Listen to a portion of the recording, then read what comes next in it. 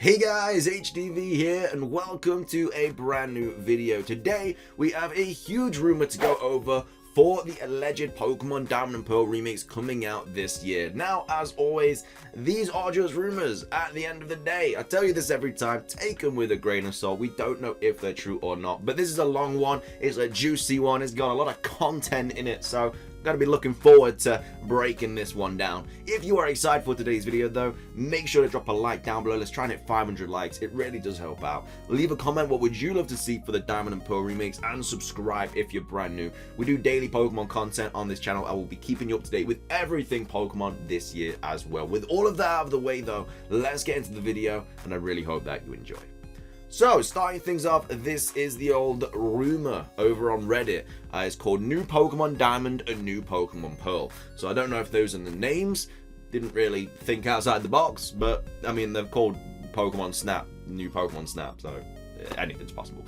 It says potential BS, as all of these rumors are, and it says, hello.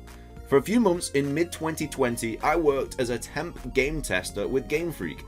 I'm still very much under the NDA, however, I believe I've taken enough measures to keep myself hidden. During my time as a temp, I got to play the next Pokemon games in various stages of completion in the late beta and got to see the majority of what the game had to offer, and I was to point out any inconsistencies or glitches. Below I will list things that are able to come in these new games named New Pokemon Diamond and New Pokemon Pearl. NDNP, what I will refer to it as. First off, why would you tell the world like the exact position you do? Like if this was true and they did actually leak this, Nintendo would be like, okay, right, he's worked as a game tester. All right, well they'll just have a look at all the game testers and then find out who leaked it and then sue them. So don't know if that's a good idea, but it is what it is. The game obviously is a remake of the classic Pokemon Diamond and Pokemon Pearl story. However, it will not star Dawn or Lucas. It will star new customizable characters like previous titles. That, to be fair, as much as I like playing as Dawn and Lucas, is a good workaround how to like customize your characters, like all the clothing options and stuff. Because obviously in Auras we couldn't customize the protagonist. But I guess this is a way around doing that. It says, however, Dawn and Lucas will remain as characters within the story and will help take down Team Galactic. So it's going to be very similar to how Red and Blue are in Pokemon Let's Go Pikachu and Let's Go Eevee, whereas you play as a new protagonist and you've got like Tess, I think, I can't remember their name.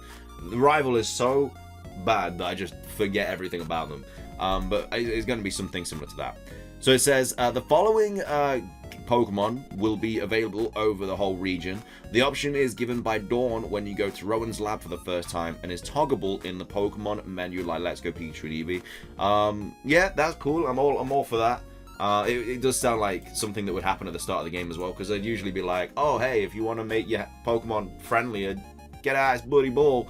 And it says Poketch has been changed to the Rotom Watch, and you will have it from the beginning. However, it will be expanded by Professor Rowan to include the Pokedex app. The pause menu will be the Rotom Watch and will include most of the apps from the classic games. However, some apps will have usage outside of the menu, like the step counter being in the screen's corner. Obviously, it's going to be interesting how they do it, because obviously on the DS they're going to have like the two screens. So like I say, it will be interesting to see how they kind of incorporate the two screens into one, and I guess using it as a pause menu would be a workaround. It says the Pokedex is still cut, but different Pokemon being cut this time. Many non-Galar Pokemon from Sword and Shield being cut. I mean, that makes sense. Like, I could see something like, I don't know, in Diamond and Pearl remakes we get Beedrill instead of Butterfree. We get Pidgey instead of, I don't know, whatever was in Sword and Shield.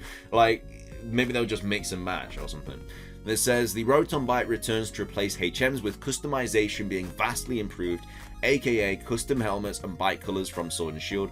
That's something that like kind of annoyed me about Sword and Shield. Like, we got this new bike and stuff, but you could only really change like the clothes depending on like a type or something. Like, I think you should be able to buy helmets and shirts and whatever for the bike.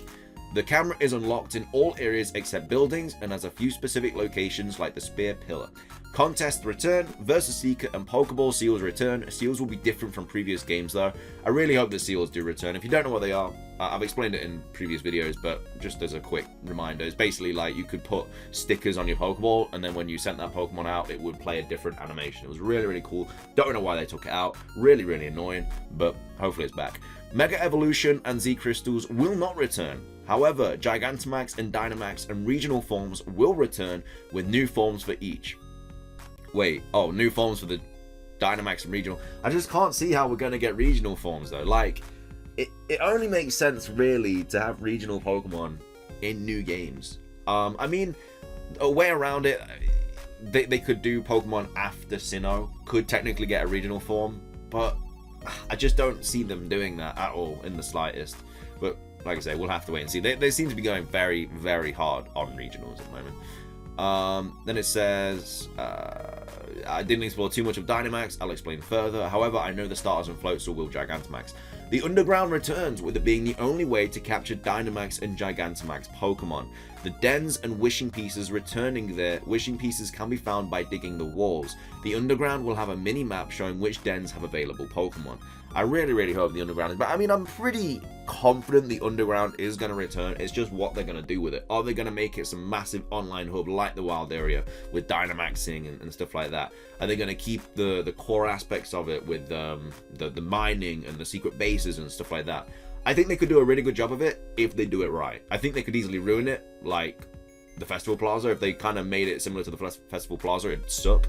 But let's hope and pray they don't do that. It says Dynamax Adventures is hinted at within the Underground, but the entrance is blocked. A nearby person says it is under construction, possibly to come into a later update, or maybe it was just a beta thing and will be there on release. Dynamax battles will only be available in the Elite Four after the first playthrough, but will not be available at the peak of Mount Silver. Explained later. Wait, Mount Silver? Wait, am I being an idiot right now? Does it mean Mount Coronet will be available at the peak of Mount Coronet? Explained later. Wait. I think I'm being an idiot right now. I thought Mount Silver was... Never mind. I think I'm being an idiot. Notable Sinnoh forms, Psychic Ghastly line and the Ghost Abra line. Yeah, this is definitely false. It would make zero sense for them to have... Because Ghastly and Abra are available in the original Diamond and Pearl games. So why is it in the original Diamond and Pearl they didn't have to adapt to their surroundings, but now suddenly in the remakes they have to adapt to their surroundings? That makes zero sense. The only way they could add forms into this game is do them after Sinnoh, so I'm just calling this fake instantly. This will also help add more fire types to the game, like a fire rock type Onyx. At least try. Like, if you said regional forms from Gen 5, 6, 7, and 8, okay, you know, you're a smart dude, but if you're just gonna completely shoot yourself in the foot right now, like, it just wouldn't work. Like, even if you... The only way it would work if it was set like years in the future and something happened to Sinnoh to make Pokemon have to adapt. Because the whole point of these Galar forms or Sinnoh forms is that the Pokemon has adapted to its surroundings. It's evolved like evolution to survive in that habitat. So why would a Ghastly and an Abra need to survive in a place where they were fine living in the original Diamond and Pearl games? It makes zero sense. Unlikely a Fire, Steel, Steelix. Also, Standard Houndour line is catchable in Sinnoh. The Elite Four will be stadium battles like Sword and Shield. There will be not a specific challenger outfits like Sword and Shield though. I have no reason to believe Darkrai is available. However, there is a hint to it as the kid is sleeping in the bed. Likewise, Shaman is also not available. No hint to it though. Regigigas is in the game, nothing really more to add here. Battle Frontier is not in the game, could possibly be a future DLC. Resort Area is on the regional map, but not accessible, likely DLC.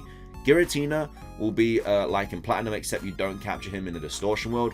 You actually capture Box Legendary there. Giratina will be catchable later. The Box Legendary will have an origin form like Giratina when holding their respective orb and will not be like that in the Distortion World. Johto is the post-game.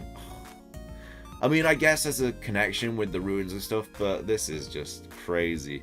There is a post-game episode like Aura's Delta episode involving Arceus. You will travel to the Johto region and investigate the ruins of Alph. A clue. Unknown letters forming words will lead you to the Sinjo ruins, where another clue, the Azure Flute, will lead back to the Spear Pillar. So you're just going all over the place, really. where you use it to summon Arceus. The Johto Safari Zone is not accessible, but the Great Marsh is reworked into a small wild area.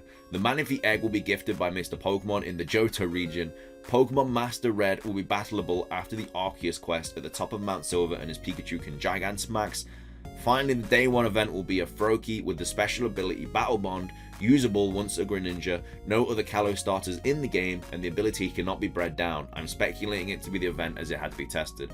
I'm looking forward to reading the comments about this. Most realistic fake leak in a while until you got to the Johto post-game. Johto in the post-game, come on, lost me at Johto. They cut the island in the northeast of the region and put in Johto, of course, lol. Sounded so believable until you put the Johto portion in there. No one is talking about the forms, man. It's crazy. Like, obviously the Johto makes it sound completely BS, but I thought someone would have picked up on the form bit. You're actually doing well, but then you said the entire Johto region is post-game. That is not going to happen, just considering how development wouldn't have enough time. Okay. So it's just all talking about Johto. That's interesting. I thought that they would definitely have picked up on the bloody regional forms, but I don't know, maybe that's just me. Maybe that's not what people really look at. But yeah, like I say, it makes zero sense to make a Pokemon that was once fine living in Sinnoh have to adapt to its surroundings, which it just didn't need to. So yeah, I think this is definitely fake, 1000%. But I think there was some elements of this rumor that I would like to be true, like the customization thing for the bike. I mean, I would love a Johto post game. I'm not saying I wouldn't, but it just doesn't seem very likely. And like I say, the camera being unlocked for everywhere is really, really good. So yeah, I don't know, but if you guys enjoyed the video, drop a like down below. It's trying to hit 500 likes. Make sure to leave a comment. What are your thoughts on this rumor? And of course, subscribe if you're brand new. That's everything from me, though. Have a fantastic rest of your day. Until next time, peace.